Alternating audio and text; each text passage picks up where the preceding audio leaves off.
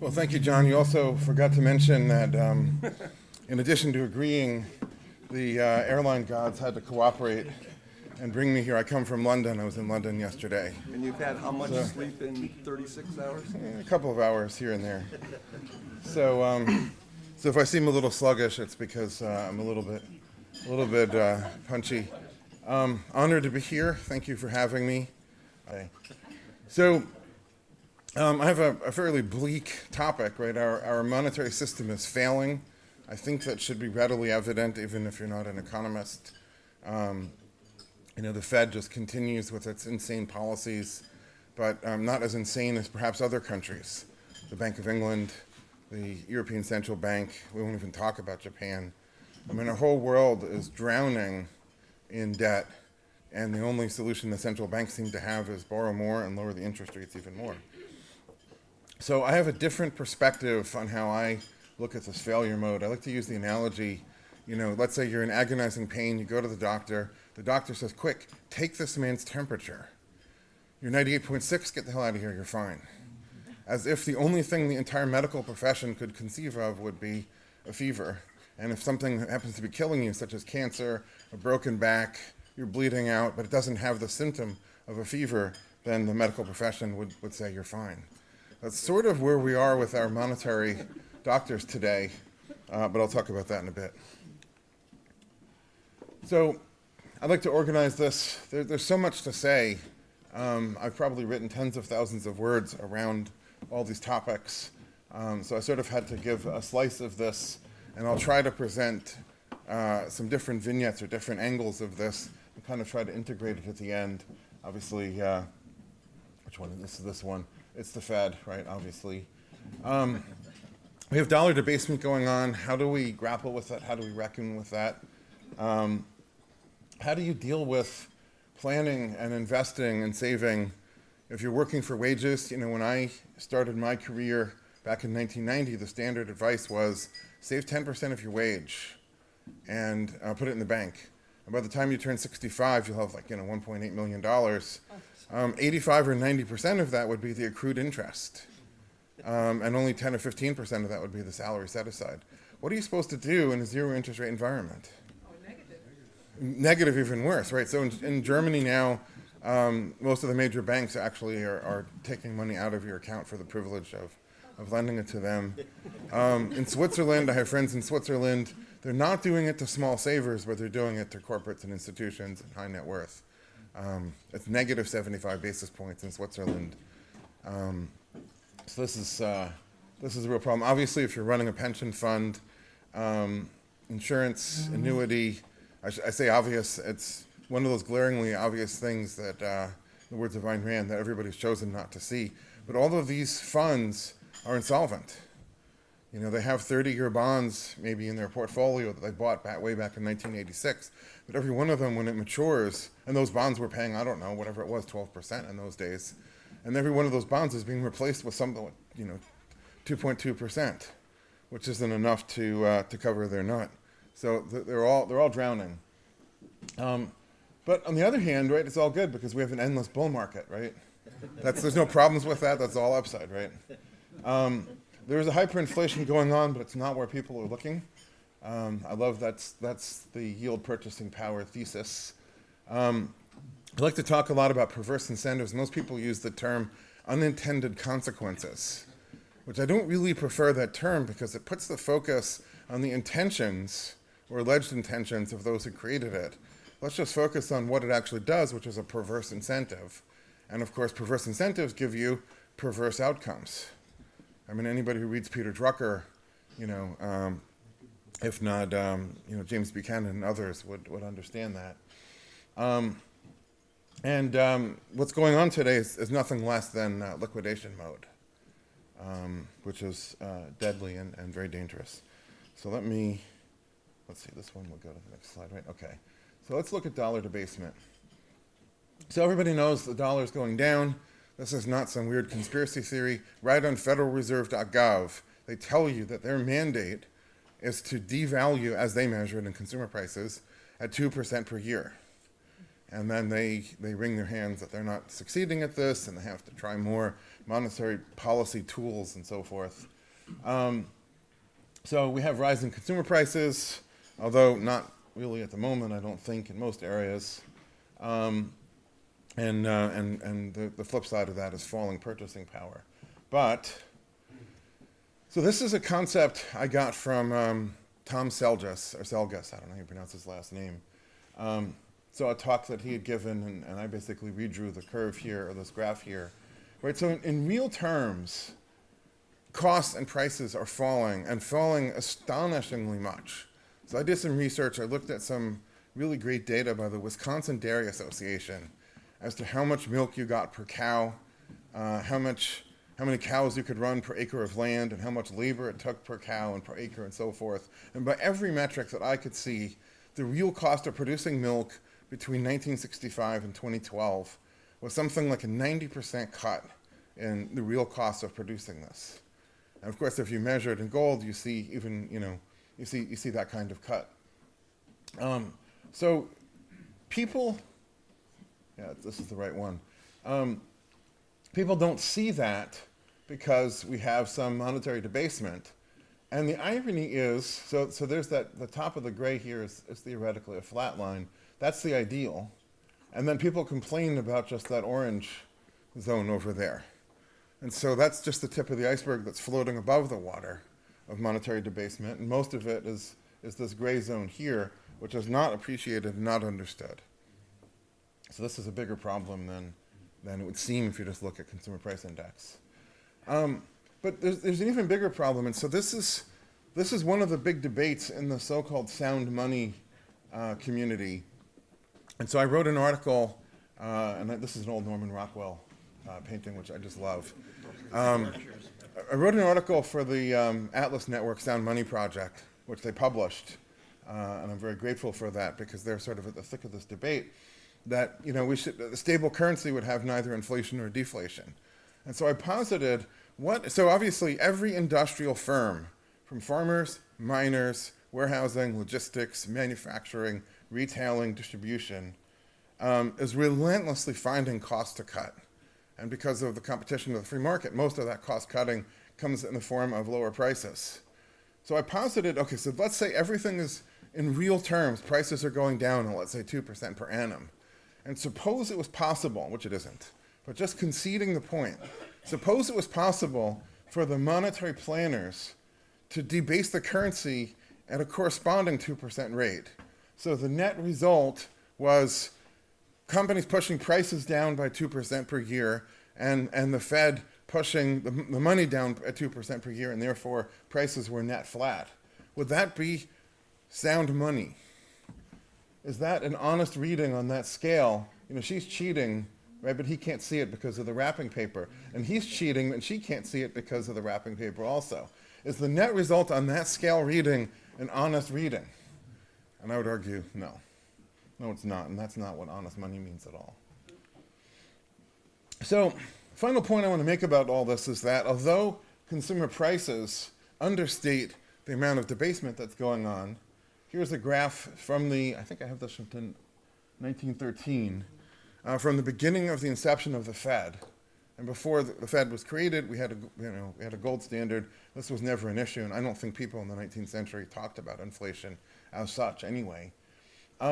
There's no real urgency to this. If you look at this curve, there's nothing that looks like it's running away. We've had rising prices for 100 years. There's no reason why we couldn't have rising prices for the next 100 years, or the next 1,000 years for that matter. If there is a grave, lethal threat to our monetary body, monetary corpus, it's not to be seen in this graph. There's nothing alarming about that. And if anything, it looks like it's rolling over, doesn't it? I mean, it's getting less steep. It's concave down, as we would say in math. So, enough dwelling on that. So each one of these is sort of a separate vignette, and I promise I'll tie it in together at the end. So the conventional view would be, okay, you have X amount of assets in your estate, you're getting to 65. What's the cost of living? I mean, this is what you have to do in a zero interest rate environment, right? What's the cost of living? Divide your assets into that, and that's essentially how many years you can live on your assets. And so people wouldn't necessarily use this term this way, but I really want to emphasize that's your purchasing power. You could liquidate everything, and that's how much you could do. And so that little quotation at the end, so it's come to that. That really should be a very bleak, we take this for normal today, but that's a really bleak situation. That's not normal. That's not modern civilization at all. That's defective.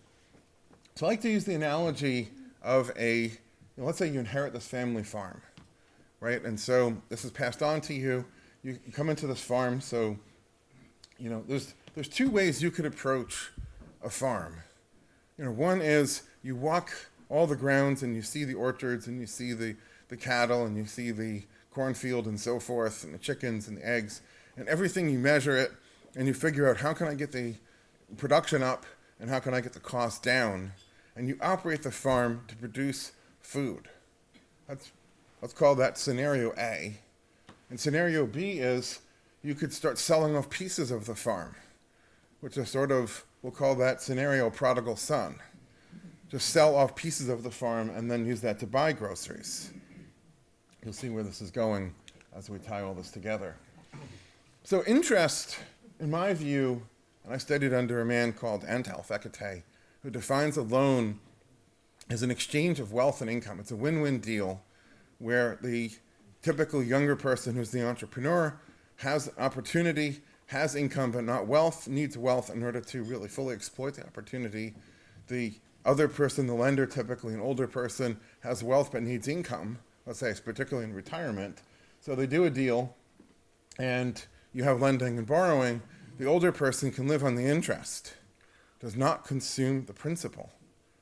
Of course, today, in a zero interest rate world, we're going back to what they did in the ancient world and in the medieval world when they banned what they called usury. I should say usury in air quotes, where the only thing that's available to you is hoarding and dishoarding.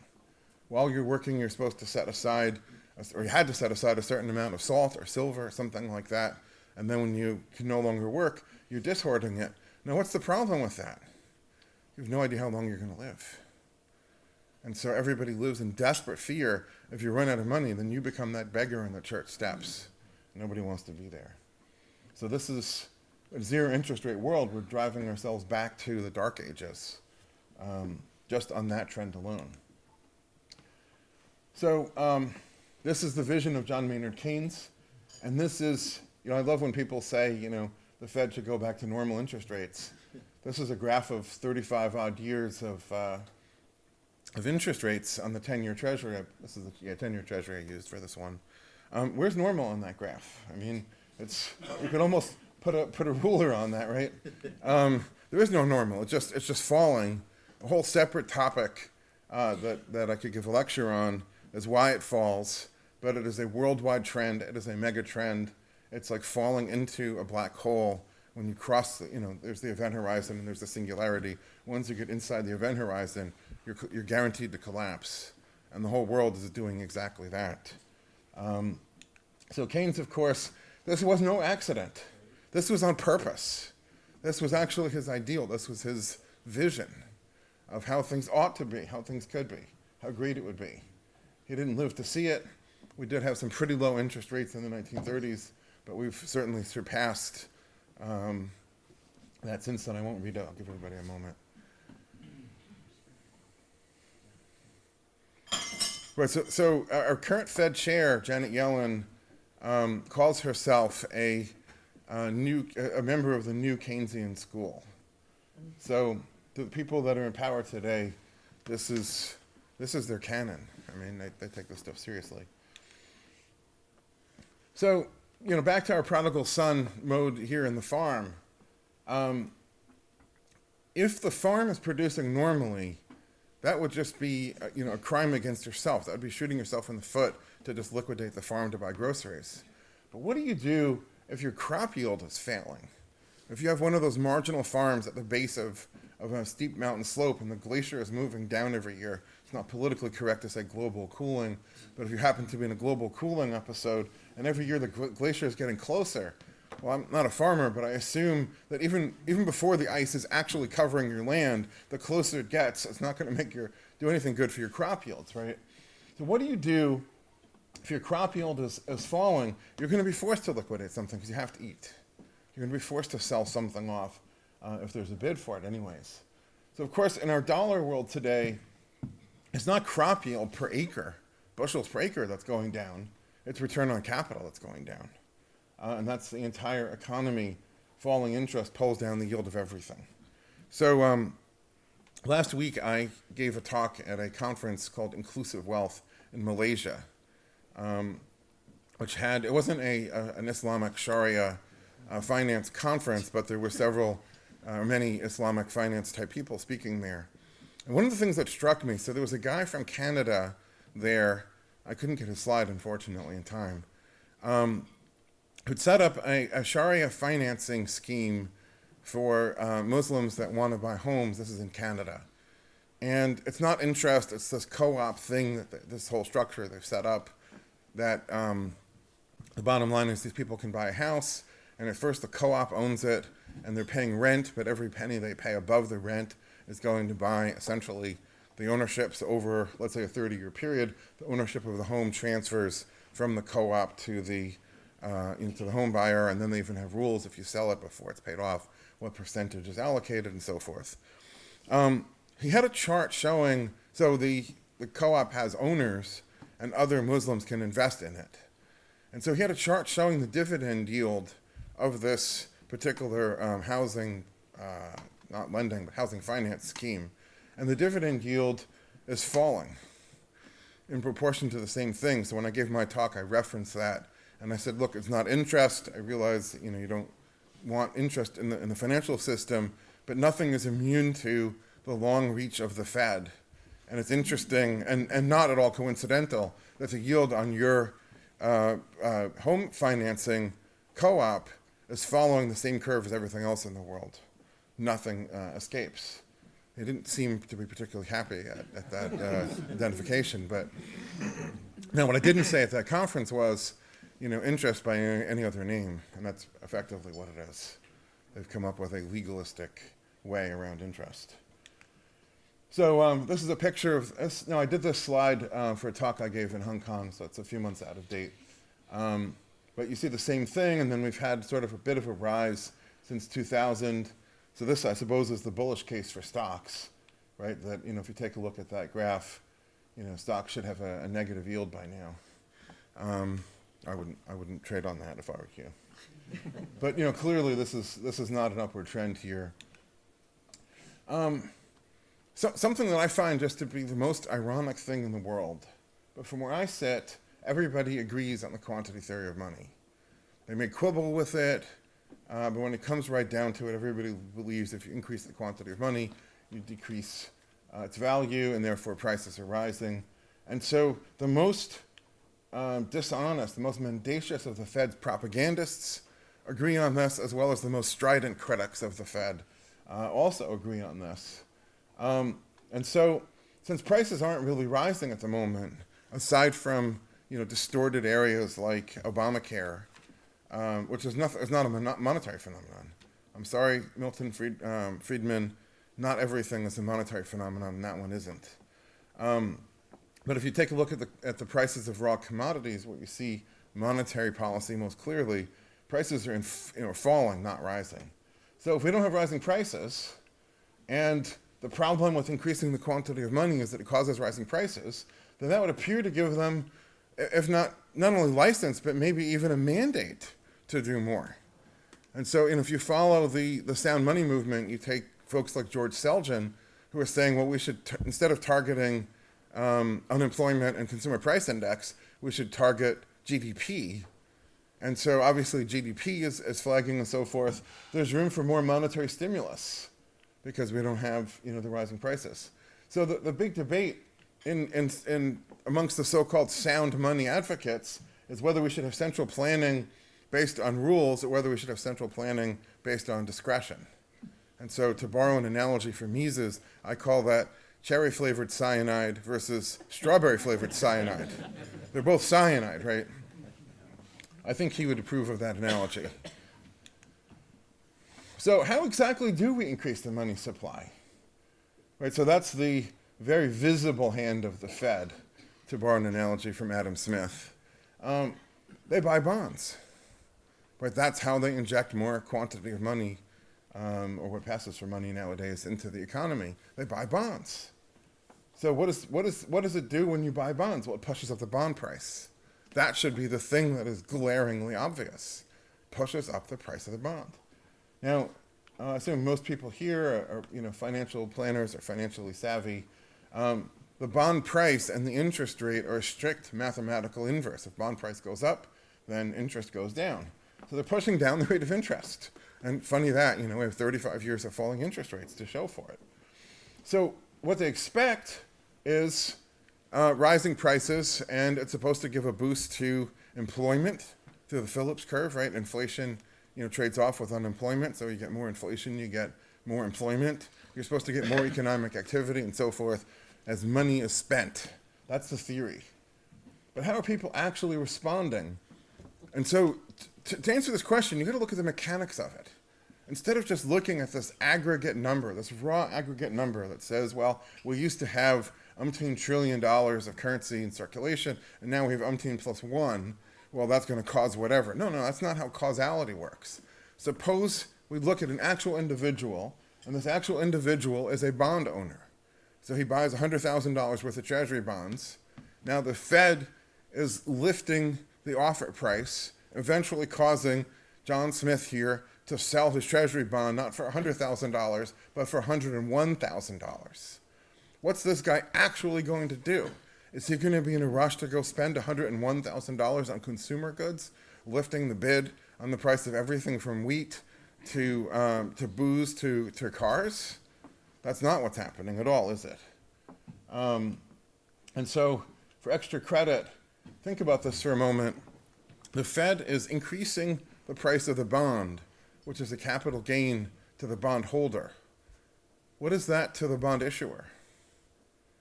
Conventional accounting doesn't recognize this, as far as I'm not an accountant, as far as I can tell.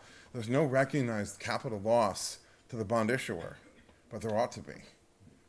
The liability is rising. That has profound and pernicious effects throughout the economy. The bond issuer is short the bond, right? He sold the bond into the market. The bond price has gone up. It is a transfer of wealth from the balance sheet of the bond issuer to the balance sheet of the bond holder or the bond speculator.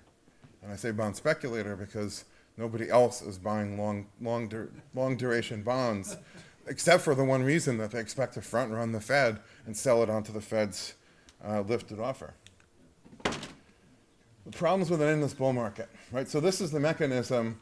It's arbitrage. And so I love to use the analogy of a C-clamp, because with a C-clamp, it just takes two fingers, right? And you can crush wood with that thing. I mean, anything will get crushed to whatever level the arbitrageurs want to pull it. And so the actual response of John Smith when the bond is bought off of him for 101, that he paid 100, he may spend some of the 1,000, some of his gain, he may spend that. But the rest goes back into another capital asset. And if the yield on the bond is no longer sufficient, he's going to find a yield on something else. It could be real estate, it could be stocks, and then it could be pseudo yields. I mean, he could be speculating in casks of old whiskey and Jackson Pollock paintings or whatever. So everything else has a rising price and a falling yield, driven by this insane Fed policy. That's what the Fed is doing. They're driving down yields, which gives us a seemingly endless bull market. Of course, I use the word seeming because it isn't actually endless. It becomes very crash prone for a lot of reasons that are, I think, pretty well covered. And this persistent economic malaise. One way of thinking about this malaise, by the way, is what else? So a bond is what? It is a stream of future payments. What else might be considered as a stream of future payments whose net present value might be rising as the interest rate falls? A wage. Any employer that has to pay a wage has a rising burden of paying that wage because the net present value is rising. This is a major force that is marginalizing workers And we don't have high unemployment anymore. They've gerrymandered the statistic. It's now called not in workforce. So if you count not in workforce plus unemployed, we have a real problem here. So if you talk to people in my generation who realize that there's no interest, they just think, well, I'll have to speculate. They won't call it speculate, they'll call it invest. I'll just have to invest in stocks. Obviously, you'd be stupid to put your money in the bank, right? So, just buy stocks. But if you take a step back, right, and look at this from the 30,000-foot view, is it really possible for whole generations to speculate themselves to a comfortable retirement? Where does the money come from anyway? I mean, this is a Ponzi scheme, right? And so I think it's really important to call this for exactly what it is. And I use the word conversion very deliberately, which has a legal overtone of like an illicit taking. So if I buy a stock, let's say it's Google, let's say it's Apple, whatever, I buy it for X dollars and I sell it for X plus Y sometime later, I've got a profit, great. Where does that profit come from? Well, somebody is forking over his hard-earned savings to me. And why is he doing that? Well, there's only one reason, and that is he's hoping that someone else 6 or 12 months after that is going to fork over their even greater amount of hard-earned savings to him. So it is a process of conversion of one person's wealth into another person's income. Now, this is important because no normal human being wants to be the prodigal son. No normal human being spends down their wealth, but most people are comfortable to spend 90% of their income. So if your wealth comes to me as income, and I spend 90% of that, and that's going across the entire economy, this is another view on that same thing, which is the consumption of capital. So thus I've got this guy here consuming this enormous thing. And everybody thinks this is great fun. This is the illusion of wealth during the false boom, which is what we have right now. I think it's really important to just emphasize this. And I'm not picking on anybody that might be trading financial markets. That's the game that we're forced to be in by our Federal Reserve. It is what it is. Hyperinflation. So I actually did the research and looked at this. Suppose Clarence here retired in 1979 with 100 grand in the bank. And I think that was a very reasonable amount of money for a blue-collar worker to have retired with in 1979. I don't think that's a made-up statistic in any way. Interest rate on a 3-month CD in 1979 was 11.2%. And it turns out that gave Clarence exactly, I think it was 67 or 70% of the median income, which is what traditionally you're supposed to get in retirement. I mean, you paid off your house, you paid off your car, you don't have commuting expenses anymore, kids are out of college and so forth. So he's living on, 2/3 of the median income, which is exactly where he should be in retirement. So as bad as things were, and they called it inflation and so forth, stagflation, a retiree was okay in 1979. Suppose in 2014, Larry retires with $1 million, which I think also is probably a reasonable number for a blue-collar worker in 2014. Puts that in the bank. Oops. We have a shortfall here, don't we? Yes. That's not going to pay the postage on all the forms he has to file with the government on that $1 million. So there's something that's undermining savings here, and it's like a hyperinflation.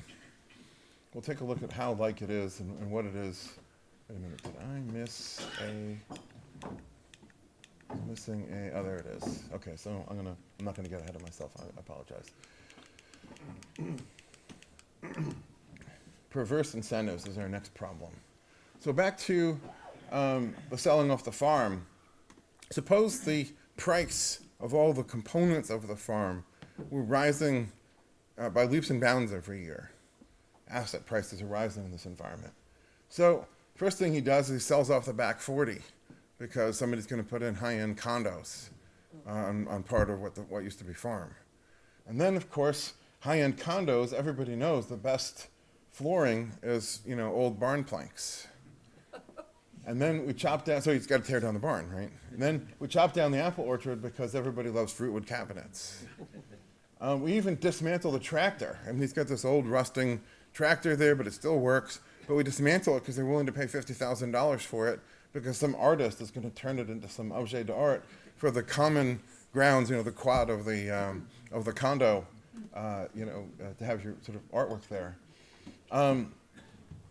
So this is that same phenomenon again. We're driving down yield, driving up asset prices, forcing people to do this. This is going on across the economy. And I asked this rhetorical question there. It's obvious there's no good answer to that.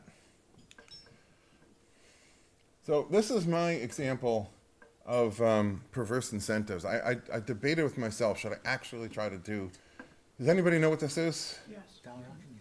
Okay, so everybody knows this. So for those who don't, this guy, Martin Schubeck, was a friend of John Nash, and they made the movie about him.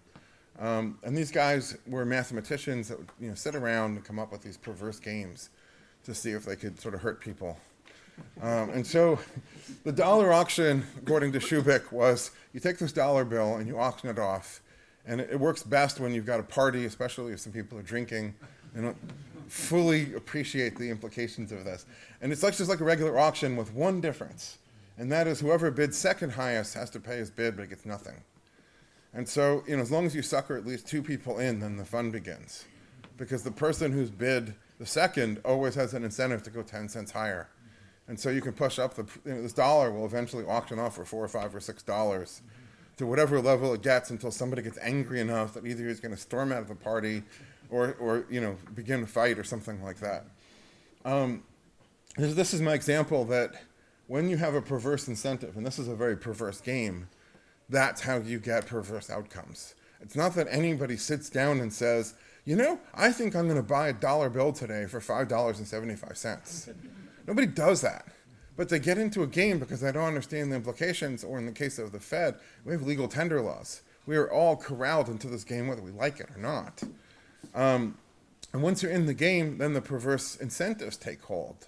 And then what happens, happens. That's a really important point.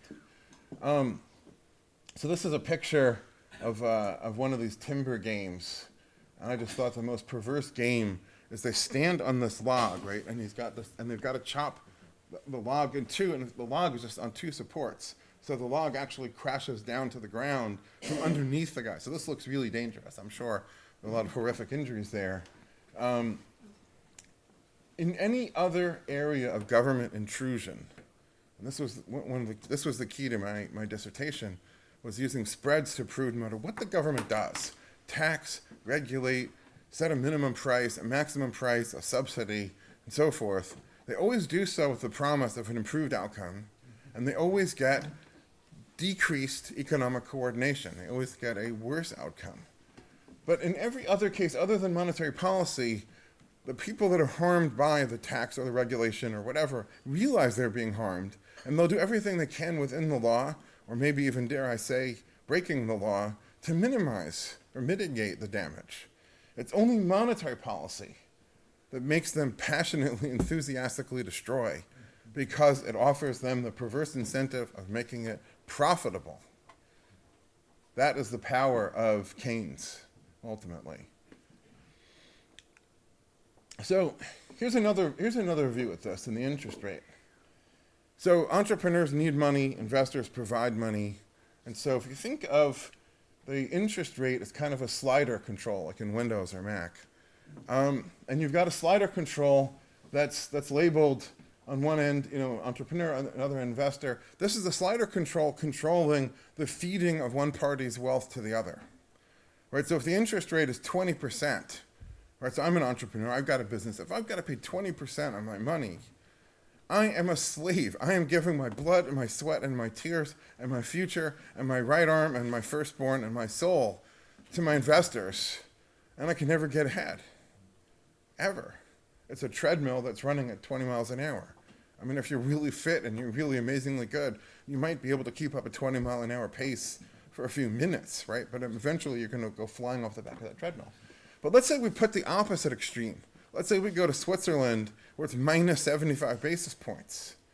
Well, now we're feeding the investor to the entrepreneur, right? The entrepreneur borrows a million, let's say, franc, and now he's paying back 990, whatever that works out to, 992,500. So the interest rate has to be right, because if you get it wrong, you're transferring one party's wealth to the other. If you get it wrong in the other direction, you're transferring the other party's wealth to the one, right? So how do you get the right price? It would be really cool if somehow mankind had worked out a mechanism for figuring out the right price of something. Because when all the wise men sit together in the room and try to debate this, and you get all the partisans and the lobbyists, you can never really figure it out. I'm being facetious. It's a market. It's a smartphone. And so my point on this slide, if there's a take-home here, is that the interest rate is the collateral damage of monetary policy, because they're trying to target consumer prices, they're trying to target unemployment, they're trying to target GDP. Whatever it is they're trying to target, the one thing they don't seem to give a shit about, is the interest rate. And so the interest rate is the collateral damage that we're either hosing the entrepreneurs or we're hosing the investors. And they're not even thinking about it. It'd be like the doctor who's like, okay, yeah, you do have a fever, fine. He takes out his gun, blam! Well, there goes your right shoulder, and he didn't even occur to him, because in his medical recipe, shoot the patient, right? I'm sorry. I mean, when you look at it this way, it's just so amazingly horrible. All right, yield purchasing power. So I've made my point that consumer price index understates the amount of debasement of the dollar, right, because of rising efficiency. If you take your wealth and divide by CPI, that compounds the problem, because asset prices are rising. So if your wealth consists of stocks and bonds and real estate and so forth, the price of that is going up. And so if you divide by consumer prices, that understates the problem even more. So I suggest the actual way to look at this thing is, as a farmer who's not the prodigal son, is to say, okay, what's my yield on my assets divided by consumer prices? So, for example, let's say a burger is $8, right? If the interest rate is 10%, I need $80 worth of capital to finance one burger per year. But if the interest rate is only 10 basis points, I need $8,000 worth of capital to finance my burger habit. This is just math. I'm just flipping things the other way, offering a different view from the mainstream view. So here's what you get if you graph this and flip this upside down, so that the rise is more dramatic. That as the interest rate's been falling since about 1981, we've got this problem. Interestingly, this is the point, right? If you just did a conventional graph of CPI, this is around the point that everybody would say, Volcker, Reagan, we got it. We got it under control. We licked inflation. Problem is solved. And this is virtually the same number. I've just added interest rates into it. That shows that's the beginning of the problem. Everything before that sort of looks like it's under control. That's where it gets out of control. And of course, this is a parabola or an exponential function. Right? This is really bad. So back to this farm, or any kind of industrial business for that matter, what are you supposed to do? Well, there's all sorts of things that you need to spend on, maintenance and upgrading your plant and upkeep and so forth. You don't just buy this capital and just let it rot. But what do you do, again, if return on capital is falling and you need to show your investors a profit in EBITDA terms? What do you do? And so I picked the example of the roller skating rinks, because this was a big fad, I think around the time I was 10 or 12 years old, and started to fade by the early 1980s. You milk it, right? I mean, that's the rational. Obviously, the first thing you do, you realize the fad's up, and you're the guy holding the bag. You're the one standing when the music stops. First thing you do is see if I can sell it. But of course, everybody realizes the problem is that that roller skating rinks are a fad, and it's a dying fad. So there's no longer any bid on roller skating rinks by 1983 or whenever that might have occurred. So you've got this business, you milk it. I mean, if the roof leaks, you just hang a bucket from the rafters. If a soda machine breaks, you just rip it out and throw it in the back, and now you have one less soda machine. Everything that's happening, you just throw the junk in the back and let it accumulate, because you're just trying to milk it for whatever you've got. At the end of the day, your building is done, ready to be condemned. You're not investing in your brand anymore. I mean, your sign is getting, dated, and I couldn't find one that, with those little breaks in the glass and cracks and faded and so forth. But I mean, that's what happens to these businesses, right? Because the return on capital in that business is in decline, and the only rational thing to do is just milk it. But that's, just to belabor the point, that's exactly what's happening in our world today. That's the problem in across every kind of capital asset. It's the Federal Reserve. Obviously, in the case of the roller skating rink fad, that only affects roller skating rink owners. Everybody else is safely immune. But today it's the whole economy. So I'm not going to read this. I'll give everybody a moment to. This is me saying this.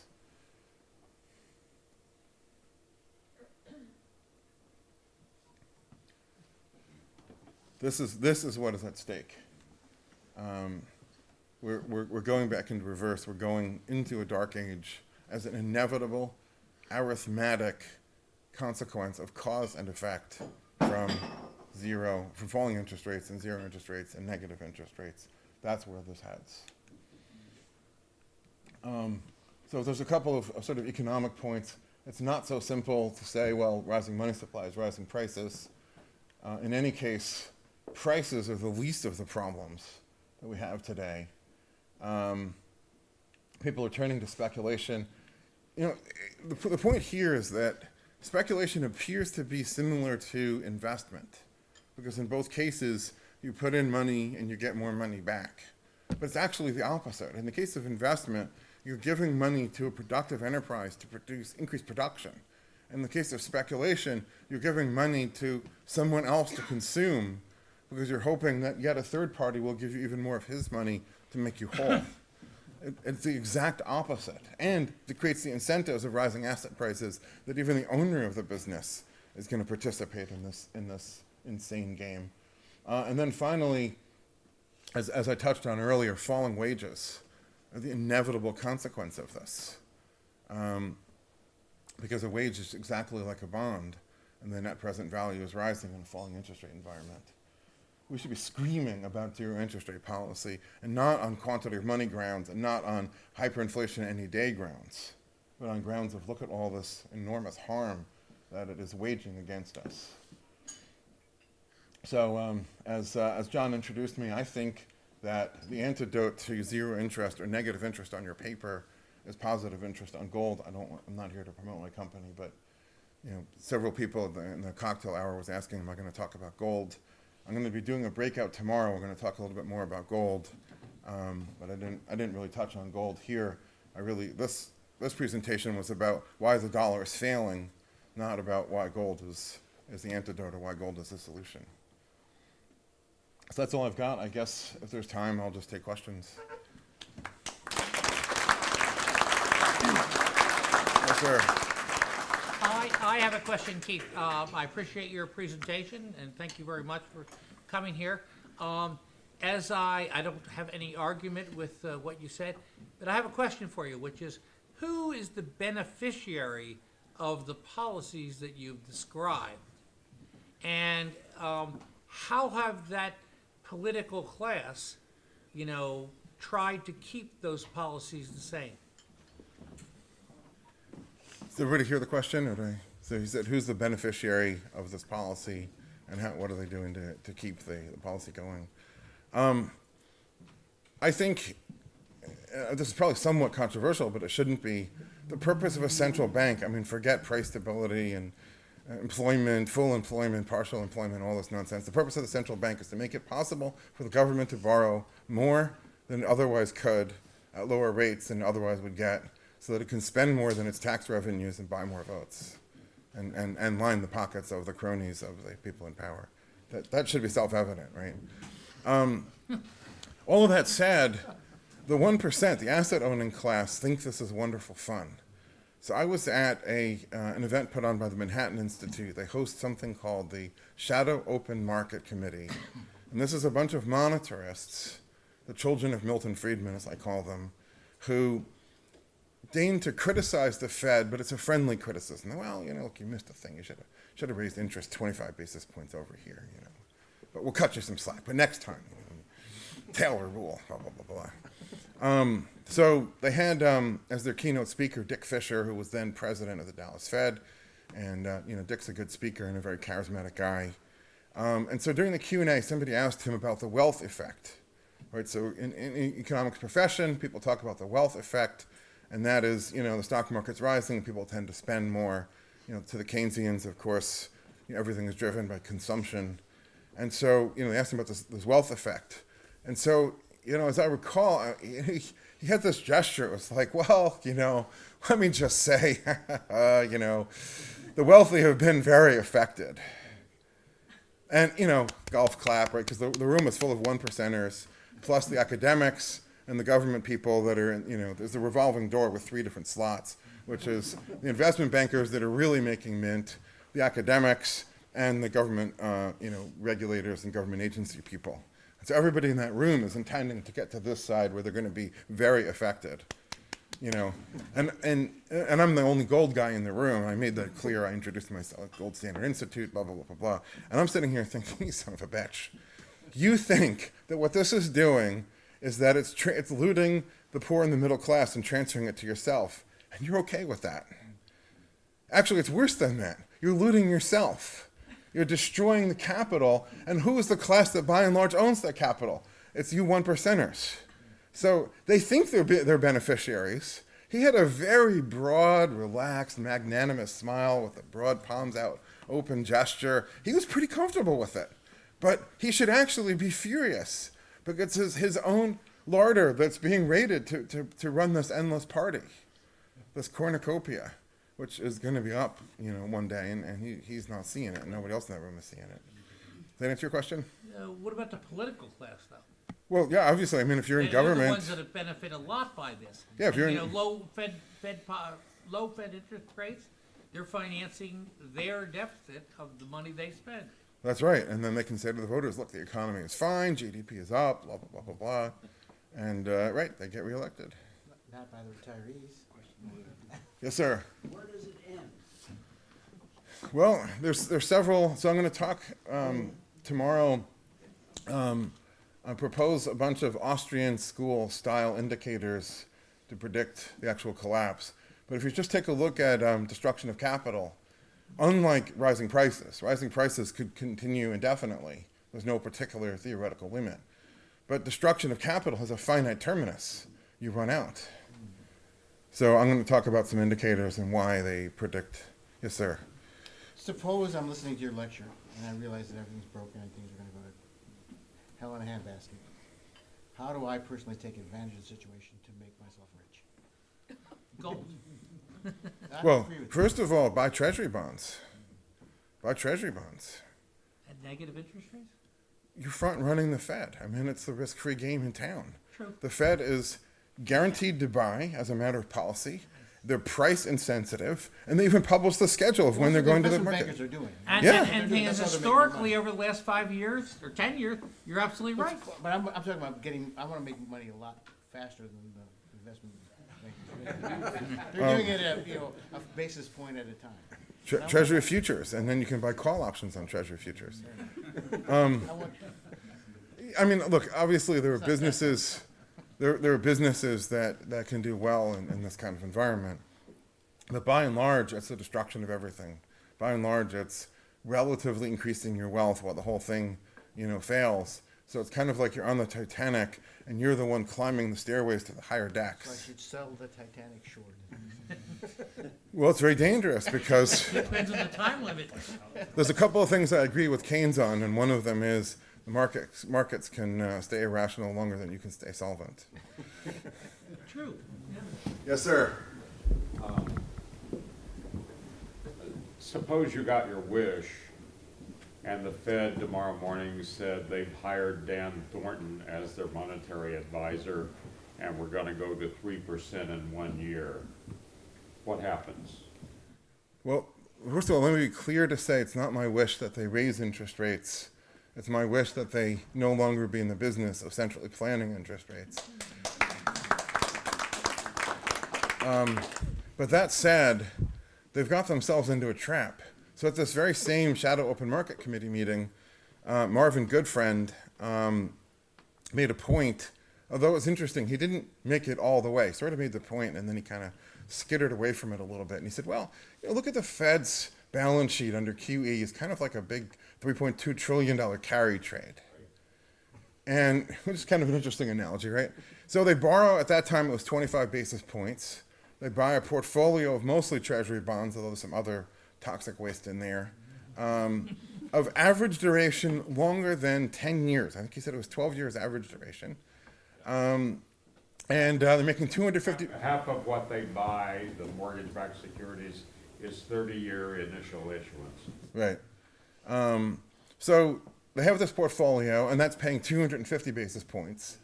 So they're making 250, cost is 25, so they're making 225 basis points.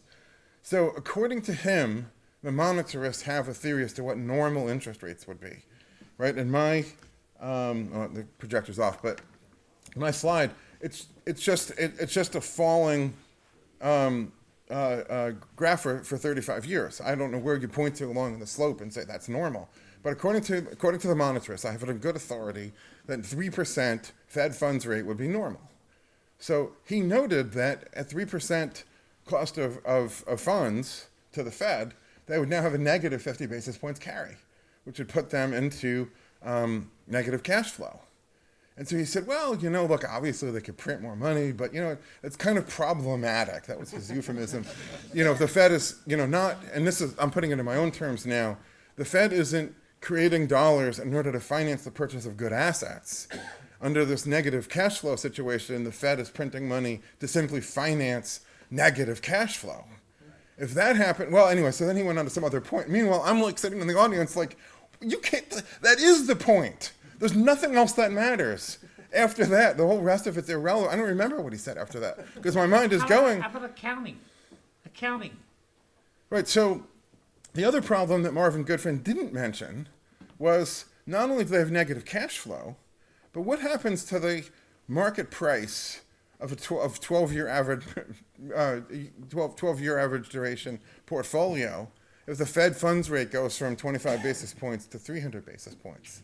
I've spoken to people who've done some analysis as to what would happen and how many trillions of dollars would be lost out of the bond market. So, of course, the Fed's cost goes up instantly.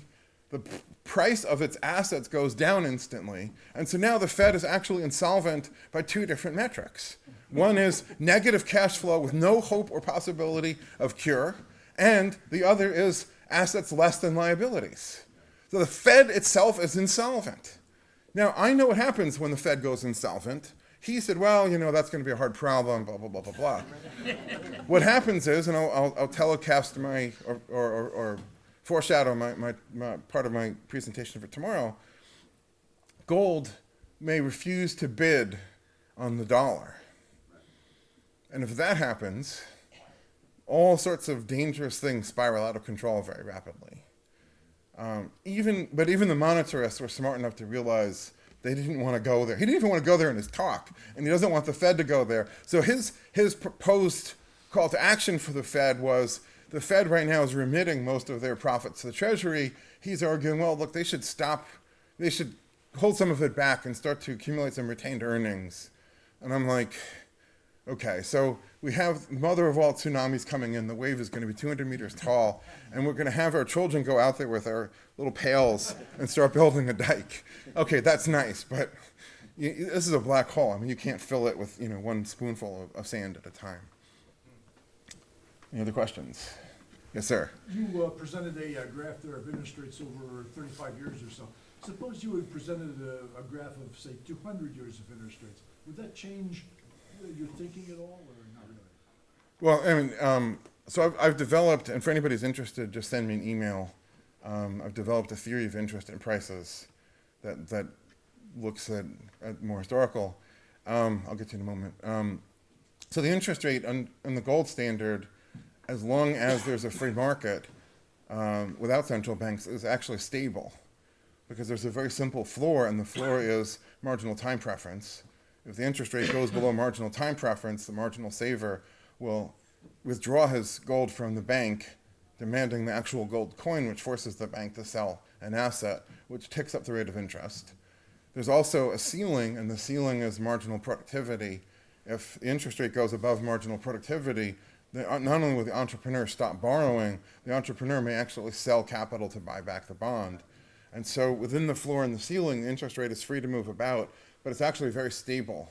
And so if you take a look at the 10-year Treasury from 1790 or 1792 through present, what you see is it's stable, and then there's the War of 1812, and then there's a slightly different rate up through the Civil War. There's some dislocations. Obviously, there were crazy things that were going on, like war on U.S. soil, but it was amazingly flat by today's standards until 1913.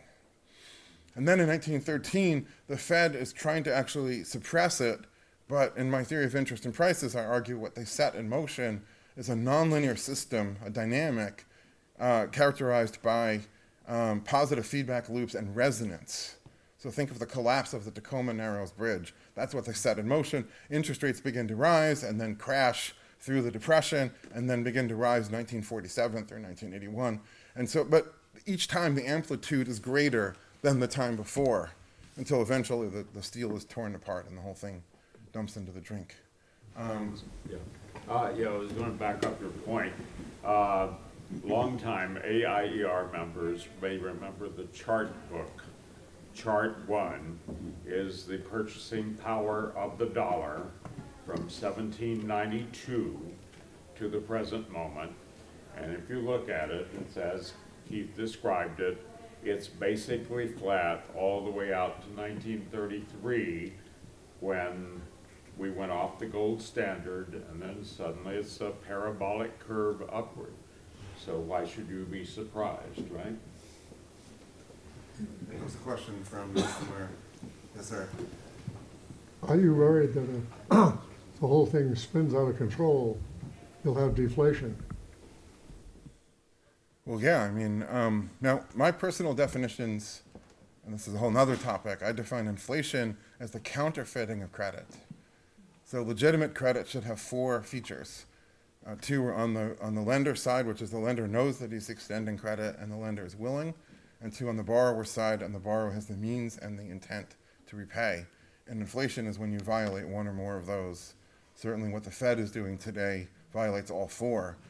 Most people, including monetary economists, think the dollar is money, when in fact actually the dollar is the Fed's credit paper.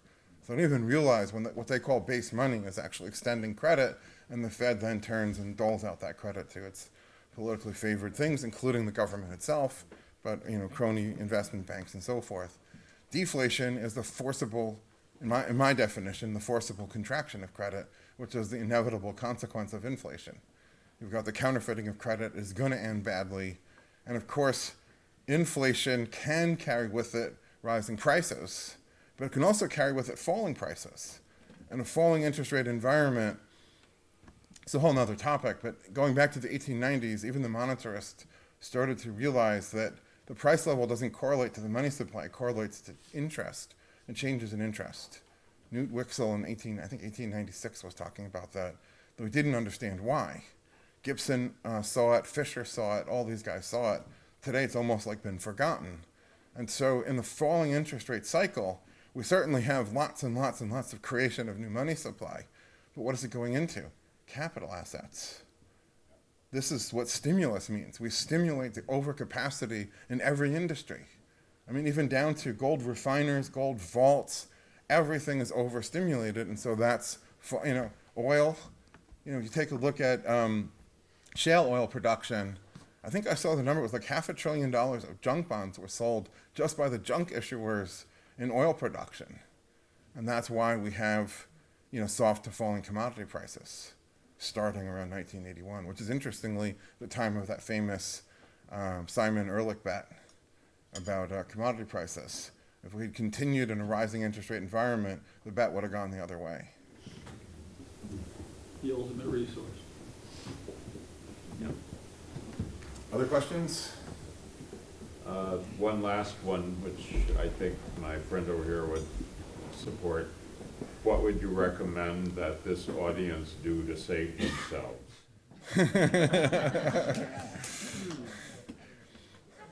So I can't give investment advice, but I can note that gold is the only financial asset that doesn't have a counterparty. And in this environment of falling interest rates and rising burden of debt, rising number of dollars of debt exponentially rising, and a rising burden of each and every one of those dollars, so it's actually exponential times exponential, it's the debtor who's going to go under. And so it's the counterparty that's going to kill you. Gold is the one financial asset that is no counterparty. Yes. Can I translate that as buy gold at $1,200 while you still can? Yes, sir. What is your take on silver? So, interesting you asked that question. My company publishes every week on our website, which is monetary-metals.com, a supply and demand report that looks at gold and silver. We see silver as having weak fundamentals, and silver is overpriced in the market today, quite a bit, versus gold, which is, and I haven't seen the gold price in the last 36 hours. 55 today. So, I'm, just being on a jet, but, the last time, that I saw it, gold was slightly overpriced and silver was really badly overpriced. So, we're calling for a gold-silver ratio in the 80s. And, currently it's about just under 72, right? So be careful with silver. For the long term, in terms of protecting your assets, how would you rate silver? If you're not concerned about short-term price fluctuations, but rather than preserving assets long-term? I think, I think that's the definition of gold. You go to silver if you think silver is going to outperform gold, and at the moment I just don't think that. Now, on the other hand, we're towards the higher end of the historic gold-silver ratio. So if you have a 20 or 50-year time horizon, I suppose arguably you can't go that wrong by buying silver at a 72 ratio. It's certainly a lot better than if you bought it at a 30 ratio like we had in 2011.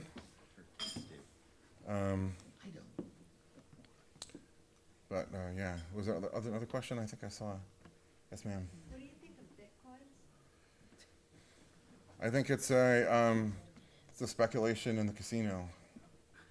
I mean, I think the blockchain technology is going to change the world, but the actual coin itself is a speculative.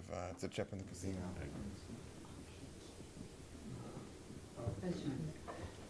Not a question, but a plea. I wonder if we could end the questions now, because we all have to get up early for meetings. Thank you very much. Thank you.